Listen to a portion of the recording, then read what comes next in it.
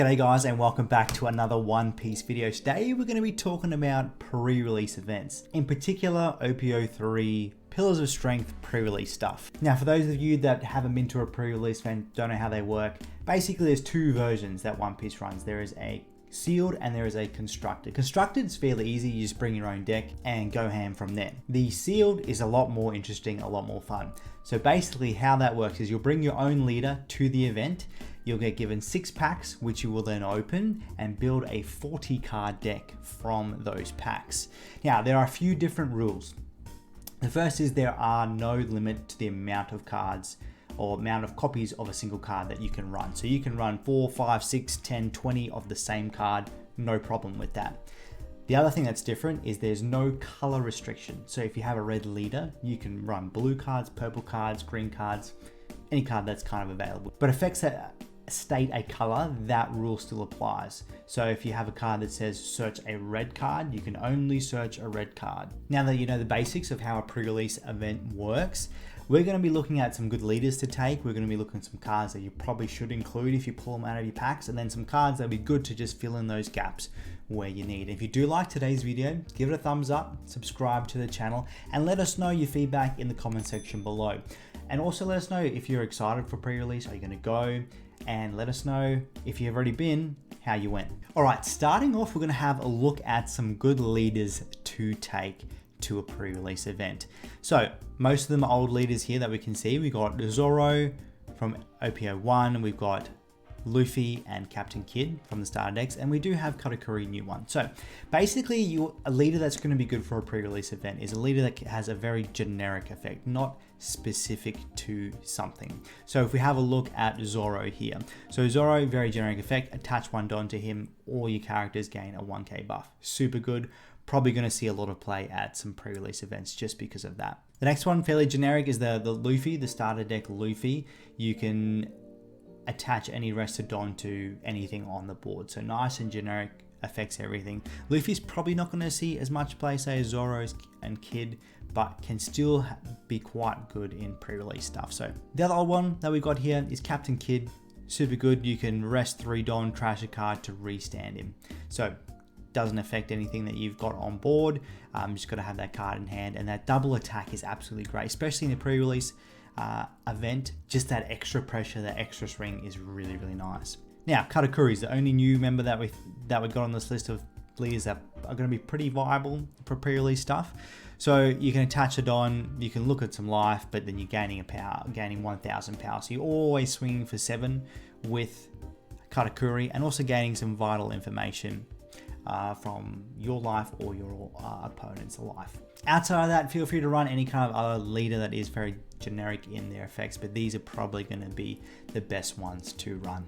All right, next up we want to talk about the blockers. Blockers are going to be super important, so you're basically going to try and run as many as you can. So the first 1, 2, 3, 4, 5 of these are common, so you're most likely going to see a few of these in your packs that you do open. The rest are uncommon, so they're going to be a bit harder to find. So some blockers that are probably a bit nicer than others. The first one is Lim here. So Lim, you can get basically 2 blocks out of 1 card. Doesn't have a counter though, like most of the other blockers here do. But you can block, and then opponent's turn, when this card's KO'd, you can neg 2,000 power to something on your opponent's board. So if you math it out right, you can stop 2 attacks with this one, which can be quite nice.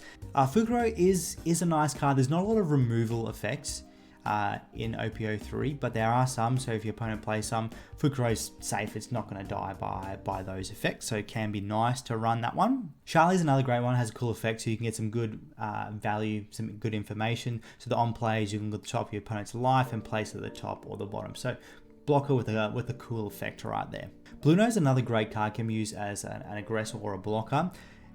It gets this blocker effect by attaching 1 Don, so just keep that in mind.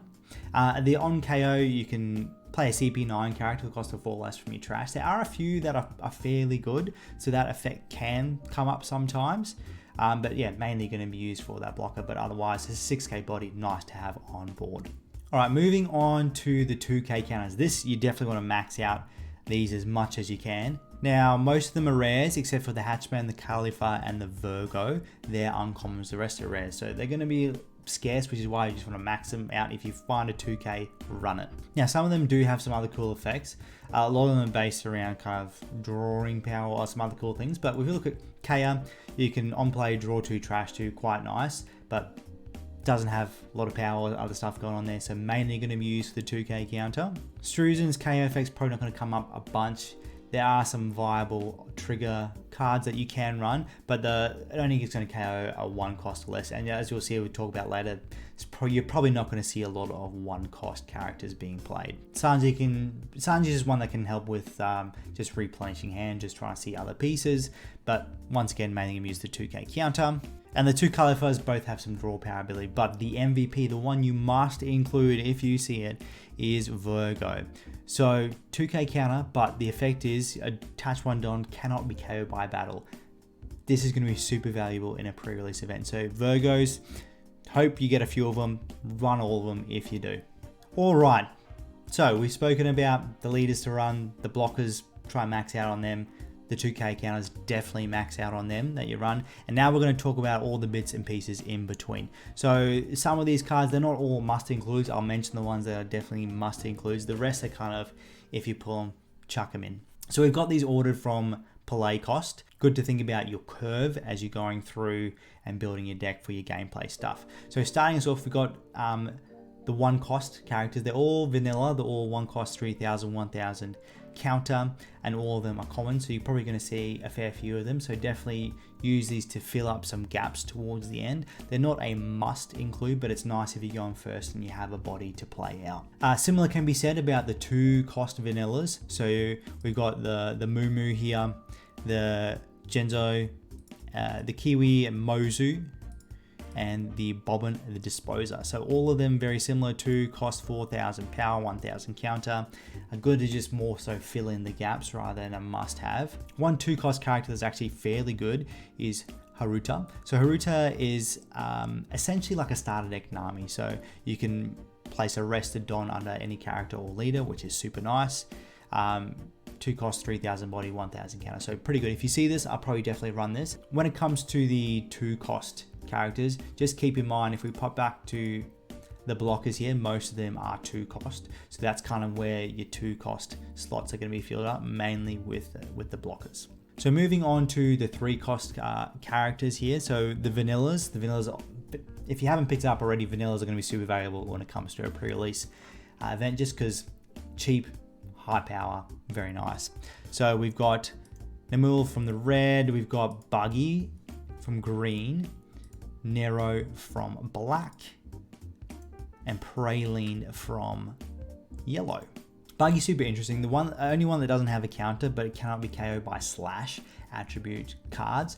So there are a few slash attribute cards, not enough to say, yeah, definitely run this card. But if you're going to see a lot of Zoro can't kill it. So super nice to have that out there. It does catch a few people off guard when it comes to that effect there. Nero is a good one if you do pull Bluno, because you can pull out Nero from Bluno's effect. So if you see a Bluno, definitely try run a Nero. All right, moving on to the 4 cost characters. So these vanillas are probably run the 4 cost 6k ones. So we've got Speed Jill, we've got Kumadori, and we've got Opera. So they're the vanillas to run. All 4 cost 6,000, 1,000 counter. Yeah, definitely want to run them. That 6k is going to be super valuable. But there are a couple of other really good 4 cost characters that we have access to. Ado is the first one. So attaching 1 Don, your opponent cannot activate a blocker with 2,000 power or less. Let's go back to the blockers. That's all of them at the top row. Just the bottom row that Adeo cannot stop from blocking. And the bottom row, all uncommons or higher. So you're not going to see all of these. So Adeo is going to be a super valuable card to run. So if you see that, definitely run that one. Next up, a good one to have is Chew. So Chew is a good form of removal. Is fairly weak, only a 3,000 body, but it's on play. You can KO something rested that with a cost of 4 or less. And you can trigger it out as well, which is super nice. So if you see a few of these, I'll probably be running a few of these in a pre-release build. Another really good one is Cracker. So Cracker is the first super rare that we see on this list, so probably going to be super hard to see, but if you do, definitely worthwhile running. 1k counter, 5,000 body, The effect is you can attach a Don, and if you have your less life than your opponent, you gain double attack and 1000 power. So you're going to swing 7000 double attack whenever you're behind in the game, which can be super valuable. The last 4 costs that we've got here on the list is Usopp. So Usopp is a rush character, so that can be nice as a finisher, that rush effect there. Doesn't have a counter, so keep that in mind. Can be quite nice to remove bodies on board or just swing for game, so handy to have there. Definitely not a must include, but good to have if you want to fill some space up right there. Alright, moving on to 5 cost characters, only a couple, and they're all actually fairly good. The first is Marco. Marco, really good, especially if you do pull a lot of event cards. On plays, you can kill something 3000 or less, which is really nice. You're taking care of most blockers there, which we looked at before. And then when it gets KO'd, you can trash an event to just bring it back. 6000 body, really nice. Is a super rare, so probably going to be hard to pull as well. But if you see it, definitely worthwhile running Marco. Next up we have is the vanilla Jabra. So Jabra's the best vanilla in the set. Definitely run this if you pull this. It is a common, so you might see multiples. 7000 body, that's the big reason there. There's not a lot that are higher than that, which is really good to take note of. The next 5 cost that is really good to run is Zeph. So Zeph's on plays, it's basically like a bounce effect, some good removal. Return 1 character with cost of 3 or less to the hand. The next part is a May. I think that's how the English translation is working as well. Correct me if I'm wrong in the comment section below. But the trash effect is an optional thing. But you can definitely on play bounce something back to your opponent's hand. Next up for 6 costs, we only got the 1, which is Krieg. If you pull this, definitely include it. The on play, you can trash a card from your hand, KO 2 of your opponent's arrested characters with the cost of 4 or less, can be quite good. Especially as I mentioned before, you're probably going to see a lot of 4 cost vanillas and all those lower ones to fill in some gaps, so you can clear some things there quite nicely. But the other effect is really nice. Attach 1 Don, gains double attack. There's an 8k double attack all the time. No other restrictions around the double attack. Really good. So if you pull a Krieg, definitely play this in your deck. Now, in terms of the characters from here on out, they're all kind of optional. There's not a lot of good options in terms of synergy with your bigger bodies. Let's just go through them. So first one that we have is a secret rare, so it's going to be insane to pull if you do. Good on you. If you pull the manga rare, even better for you. But Sniper King, 7 cost, 6000 body, 1000 counter. Really nice to have that counter. The on play is you can return a character with a cost of 6 or less to the owner's hand, then draw 2, trash 2. So really nice effect. Bouncing a 6 cost, you're going to be bouncing pretty much everything back that you're going to see, except for maybe some of the bigger things if they're going to see play. And then the drawing 2 to replenish the hand is quite nice. So if you pull it, not a bad idea to run it, but if you've got other things in there, it's definitely not a must. For the other big ones, Isho is one worth mentioning, definitely not a must include. The on play is the most valuable part of it. The cost reducing stuff's not going to play any kind of effect for us. Nothing else from the set really synergizes with that.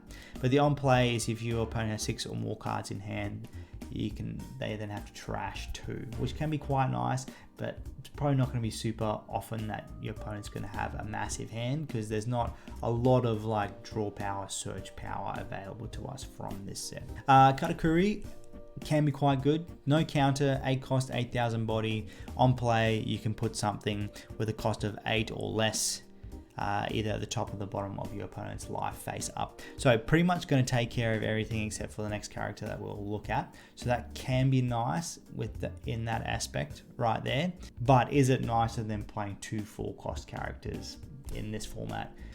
Next up, Charlotte Linlin. So if you're going to choose to run Katakuri, probably definitely include this if you pull it, because then you can get off the absolutely insane broken effect of on play, you get to recover a life and then your opponent trashes 1, which is absolutely insane. Otherwise, it's just a 10 cost 12k beat stick. Okay, moving on to the events for us. There's not a lot of counter power on offer to us. We're going to go through the ones you probably should definitely include. There are some other honorable mentions that we can go over, but let's start with Gum Gum Jet Gatling. So 0 cost, which is really nice. You just trash a card from your hand, buff something by 3000. Really good to have. It is a rare, but nice to have an event that you don't need Don to use, you just need hand resource. 6 King Pistol is the exact same main effect there. The trigger for this one is you can draw a card, then KO something with a cost of 1 or less. The draw effect's going to come up. The KOing is probably not going to come up a whole lot. So jumping back to Jet Gatlin, the trigger is basically you add a Don and set it as active. So great way to ramp, but you're probably just going to save it for the counter power. The other counter, which is this is probably the best one in the set, the Sovereignty. So 2 cost counter. Something gains 5,000 for the battle. Absolutely insane. If you pull this, definitely put it in. It is an uncommon, so there is a possibility you can get a couple of them. The trigger is you can discard 2 cards from your hand and then recover something back to your life there. Next, we'll have a look at Top Knot. So Top Knot is one of like the removal cards basically that we have access to. So this is activate main, Don -2, return a character with a cost of 4 or less to the bottom of the deck. The trigger is activate the main. Quite good for ball control. Definitely not like a must include, but can be nice if you want to fill some space.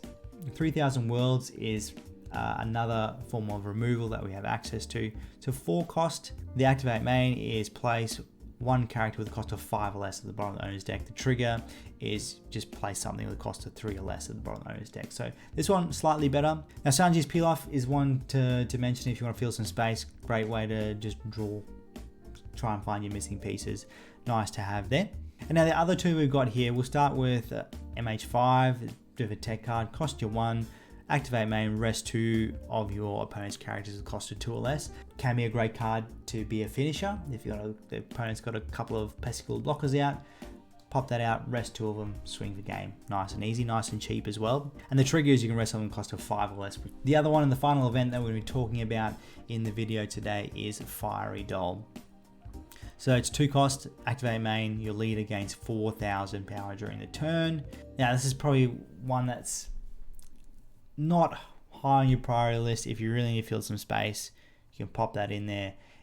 If you do pull a Marco, probably nice to pop in there just because you have something to discard later on. The downside to it is just specific to the leader, but it can be good late game, help you get some good power in there. Probably really good with Kid because you can get multiple swings with an extra 4k boost, which is really nice. Alright guys, that has it for a little rundown on some things to look out for when going to your pre-release events. Good luck, hopefully you guys do well, hopefully you take home that promo VV. And once again, let us know in the comment section below what you think of the video. Thank you so much for checking out the video today. Stay beautiful, and we'll see you all in the next one.